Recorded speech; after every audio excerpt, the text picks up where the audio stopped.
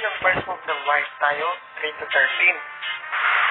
2 to 14 naman ang next move niya, tapos tayo, 1 to 16. Nag-block ang opponent ng 7 to 2. Tapos ang move natin, 7 to 3. 15 to 15, sumingit sa gitna ang puti. Ako naman, nag-move ng 11 to 7 para harangan ang possible capture ng puti. Ay ko inasang sa part na to, talo na pala ako. Napakain ng white ng 15 to 1. Siyempre, gahin tayo. Bawal tumanggi sa grasya. Yun nga lang, disgrasya pala. Kasi, sacrifice na lang ng isang piyesa ang puti at ito. Makakakain siya ng tatlo, dama pa.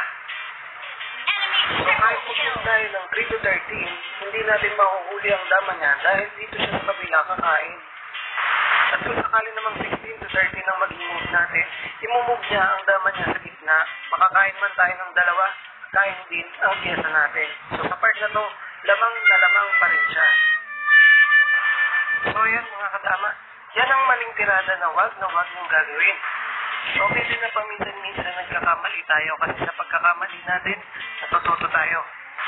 Learn from your mistake, ika nga.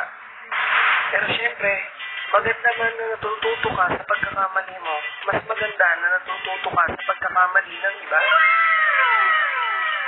Kaya, kung natuto ka sa unang maling tiradang pinakita ko sa'yo kadama, stay tuned kasi meron pang